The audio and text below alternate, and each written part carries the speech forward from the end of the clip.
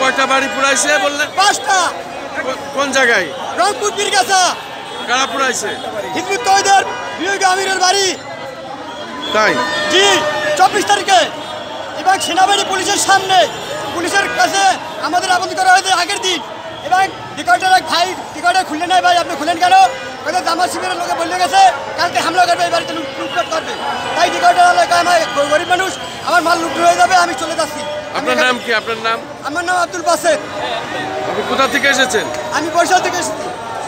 জামাত শিবির সন্ত্রাস এবং এইভাবে হিজবুত তওহীদের অরাজক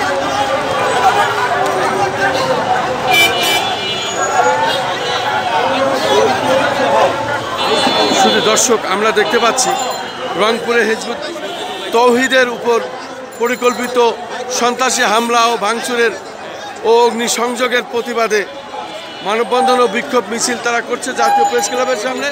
তারা হাজার হাজার লোক এসেছেন, আমরা দেখতে পাচ্ছি। আমরা দেখতে পাচ্ছি তারা জাতীয় প্রেস ক্লাবের সামনে আজকে হাজার হাজার নেতাকর্মী, তাদের সমর্থকরা এখানে এসেছেন এবং নারী পুরুষ সম্মিলিতভাবে আমরা দেখতে পাচ্ছি। আসলে এইভাবে আগুনে তাদের বাড়িঘর জ্বালিয়ে দেওয়া হয়েছে এবং তারা বলছে সেনাবাহিনী এবং পুলিশের সামনে কাজটি করা হয়েছে। এই ধরনেরই আমরা তাদের কাছ থেকে জানতে পাচ্ছি এবং সেটাই আমরা দেখানোর চেষ্টা করছি।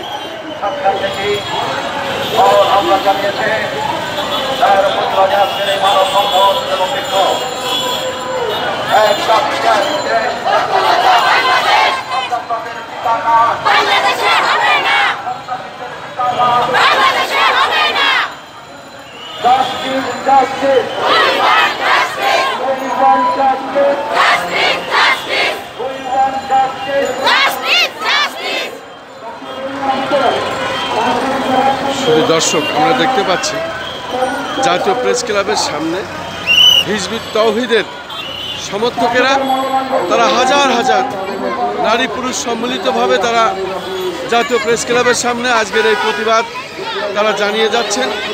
তাদের বাড়িঘর আগুন দিয়ে জ্বালিয়ে দেওয়া হয়েছে, পুড়িয়ে দেওয়া হয়েছে এবং এরই প্রতিবাদে তারা আজকে জাতীয় প্রেস ক্লাবের সামনে এভাবে ব্যানার ফেস্টুন নিয়ে নারী পুরুষ সম্মিলিতভাবে হাজার হাজার সমর্থক তারা এখানে দাঁড়িয়েছেন।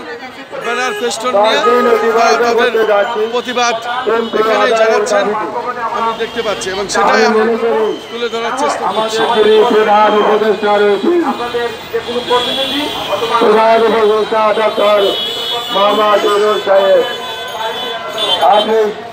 বর্তমান সরকার বিধানের প্রধান সর্বময় ক্ষমতার অধিকারী, আপনি যদি মনে করেন এই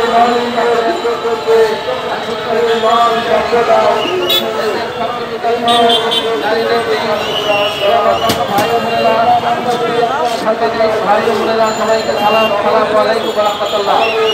আপনারা জানেন আন্দোলনের উপরে নৃশংসভাবে ধর্মীয় উন্মাদনা সৃষ্টি করে, সুযোগ সৃষ্টি করে হামলা করা হয়েছে, উগ্রবাদী হামলা করা হয়েছে। এই হামলার প্রতিবাদে আজকে এই বিক্ষোভ কর্মসূচির শুরুতে বক্তব্য রাখবেন ঢাকা অঞ্চলের ঢাকা বিভাগের